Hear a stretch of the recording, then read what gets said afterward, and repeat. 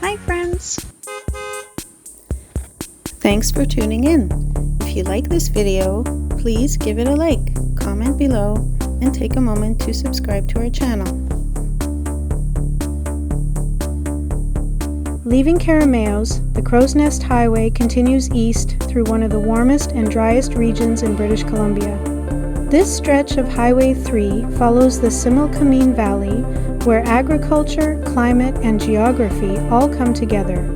Keremeos has long been known for its fruit production, a reputation built in the early 1900s when irrigation systems transformed the dry valley into productive farmland. As the road moves out of town, orchards and roadside stands begin to thin, and the landscape opens once again. The Similkameen River remains a steady companion along the route, shaping the valley and supporting life in an otherwise arid environment. For thousands of years, this river has been central to the South Okanagan Nation, providing food, water, and a natural travel corridor. The name Similkameen is believed to come from an indigenous word meaning treacherous waters, a reference to the river's strong currents during high flow. As the highway continues, the valley narrows and bends, with the road following the natural curves carved by the river over time. The surrounding hills are dry and rugged, covered with sagebrush and sparse vegetation. This is part of British Columbia's interior desert region, created by the rain-shadow effect of the Coast and Cascade Mountains. Moisture from the Pacific is largely blocked before it reaches this area, leaving behind a landscape defined by heat and limited rainfall. In the late 1800s, this valley saw increased activity during the Gold Rush era, though it never reached the same scale as regions farther north. Small mining operations appeared along the river and in the nearby hills, bringing settlers and prospectors into the area. Over time, as mining declined, agriculture became the more stable foundation for communities along this route. Irrigation projects in the early 20th century allowed farming to expand, supporting orchards, vineyards, and other crops suited to the dry climate. Driving east, vineyards begin to appear more frequently, marking the Similkameen Valley as an emerging wine region. The combination of hot days, cool nights, and mineral-rich soil creates favorable conditions for growing grapes. In recent decades, winemaking has become an important part of the local economy, adding to the region's long-standing agricultural traditions. As the road approaches the junction with Highway 97, the landscape begins to shift again.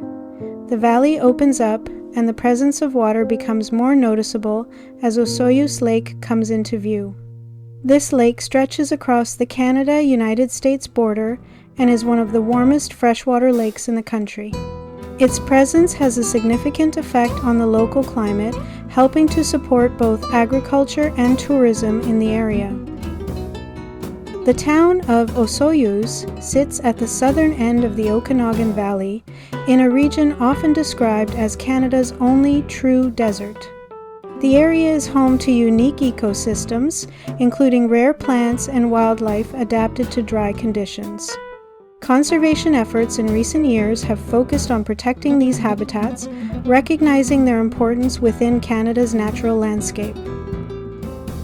Osoyoos has deep indigenous roots, with the Syilx people maintaining a strong presence in the area. The name Osoyoos comes from a word meaning narrowing of the waters, referring to the shape of the lake. Over time, the community developed as a center for agriculture, supported by irrigation and the region's long growing season. Its location near the international border also made it an important point for trade and travel. In the 20th century, improved highways and border infrastructure helped Osoyoos grow into a popular destination. Visitors are drawn by the warm climate, lakeside setting, and nearby vineyards. Tourism has become a major part of the local economy, alongside farming and winemaking, creating a balance between industry and recreation. The drive from Keremeos to Osoyoos brings together many of the defining features of southern British Columbia's interior. It follows a river through a dry valley shaped by both natural forces and human effort, ending in a desert landscape centered around one of Canada's warmest lakes. Along the way, it reflects a steady transition from farming communities to a region known for both agriculture and tourism, where the environment continues to shape how people live and work.